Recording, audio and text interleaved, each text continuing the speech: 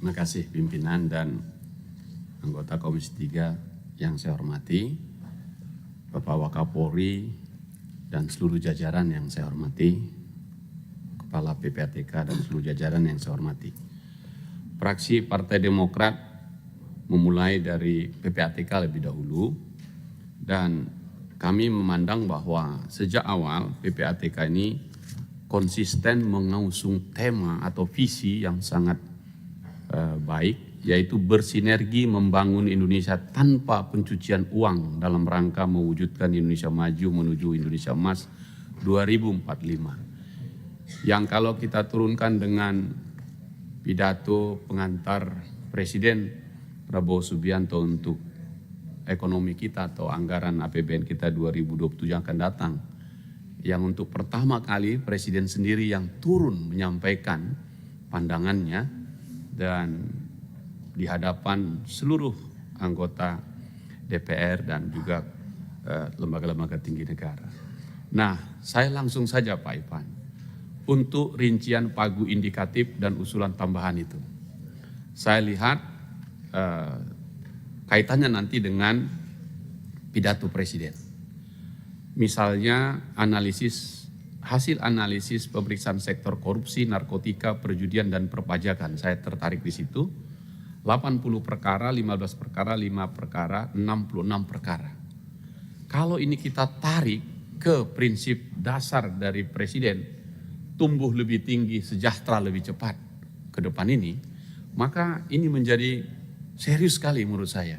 Nah, pertanyaan saya adalah, atau saya ingin minta, karena Presiden pertama kali menyampaikan satu slide, saya memfotonya, ialah export under invoicing yang ditampilkan 34 tahun sejak 91 sampai 2024. Dari situ lahirlah konsep besar, yakni tata kelola ekspor komoditas sumber daya alam. Pertanyaan saya adalah, apakah keempat hasil analisis tadi ini, target di pagu kita ini betul-betul kena ke sini? Dan kalau belum, saya harap kena ke situ supaya kita fokus sekali. Kalau under invoicing ini bisa kita cegah dan bisa kita bongkar sehingga PPATK memberi laporan baik ke Polri atau ke APH yang lain, saya kira inline ini kita. Sehingga nanti di pengantar APBN Presiden ini betul-betul muncul. Fokuslah ke sini.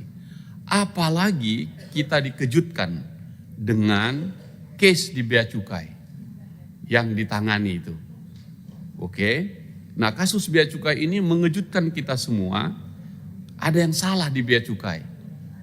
Inline juga datanya dari apa yang disampaikan Presiden. Maka di mana peran PPATK kan kira-kira di situ. Kami minta angka-angka ini is okay.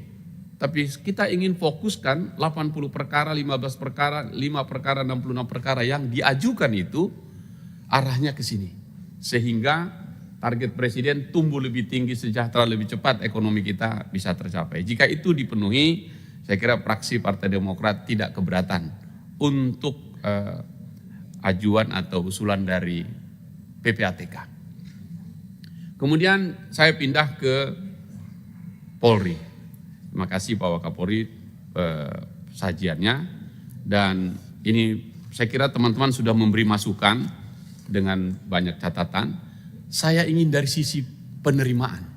Kalau tadi kan anggaran ini kurang, anggaran ini kurang, anggaran ini kurang, saya setuju dengan teman-teman.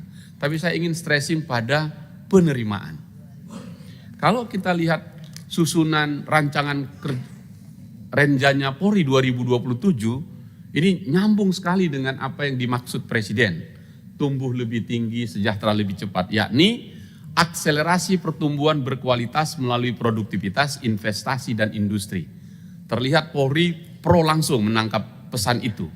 Nah, kalau begitu dasarnya adalah tadi sudah disampaikan, yakni 7 dasar pertimbangan. Saya membaca 7 itu plus 1 lagi 8. Karena tahun ini 4 undang-undang sekaligus berlaku untuk bapak-bapak semua. Undang-undang KUHP, penyelarasan atau penyesuaian undang-undang tindak pidana, KUHAP-nya, dan undang-undang Polri yang kemarin. Itu semua sangat mempengaruhi ini menurut saya. Nah, dari situ saya mohon izin ini pimpinan. Kalau kita kejar ini, Maka tahun 2025 sumber anggaran kita dari PNBP 7,8 triliun. BLU 2,4 triliun. Kalau BLU ini kita turunkan lagi, ini rumah sakit dan objek vital nasional. Saya ingin objek vital nasional ini menjadi isu kita. Sebab kemarin undang-undangnya sudah kita masukkan di pasal 14, tugas di luar tugas pokok itu adalah melindungi dan mengamankan objek vital nasional yang meliputi instalasi penting, sumber daya alam strategis, kegiatan yang memiliki pengaruh signifikan terhadap stabilitas nasional, yang poin O. Di luar itu semua pengeluaran itu. Sedangkan objek vital nasional, pengeluaran dan pemasukan. Yang kalau saya tidak salah pernah mencatat, kita sudah mencapai 600 sampai 700 miliar. Saya belum lihat ini nanti angkanya berapa, masuk di angka 2,7 ini. Nah, di tahun 2027 kita PNBP kita padahal usulan kebutuhan 13,3 triliun, pagunya 10,5. Kenapa ragu, Pak? Kenapa turun, Pak? Gitu maksud saya maksudnya. Kenapa enggak di angka 13 itu terus kita dorong? Karena naik terus dari 7 ke 10 ke 13 begitu kan. Saya kira masuk akal misalnya lalu lintas kita.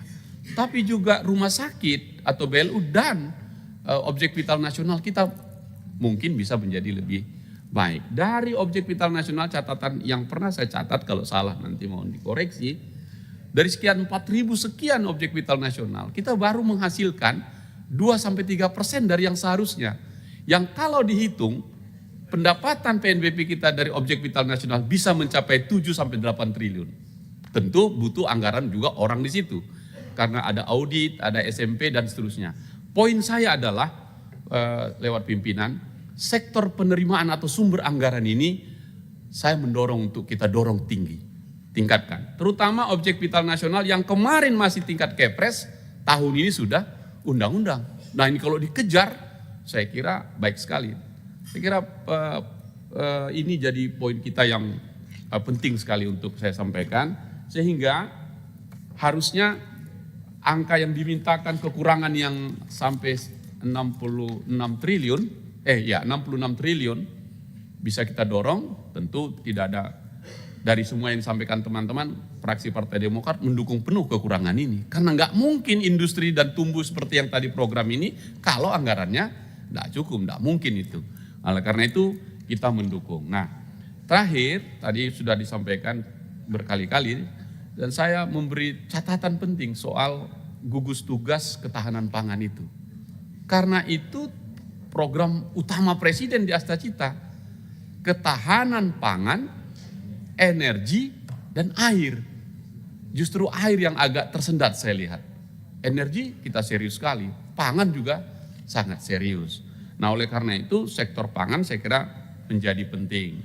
Karena tadi Pak Nasir Jamil juga sebut-sebut, betul kami sudah menuntaskan dan saya ingin nanti pada waktu tanggal 1 Juli saat Polri berusia 80 tahun, saya akan melepas buku itu. Dan buku itu masih dalam bentuk dummy dan mudah-mudahan jalanlah gitu. Dan betul-betul sudah jadi di dummy-nya. Polisi jagung, polisi memang harus seperti jagung. Sampai ke kampung-kampung.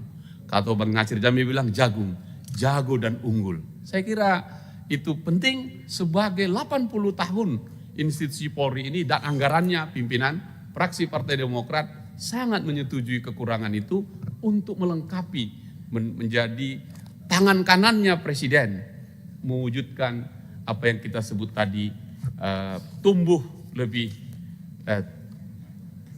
tinggi, sejahtera lebih cepat. Jadi Polri tidak usah takut dibilang polisi jagung karena memang polisi haruslah seperti jagung, satu tongkolnya tapi ada di mana-mana.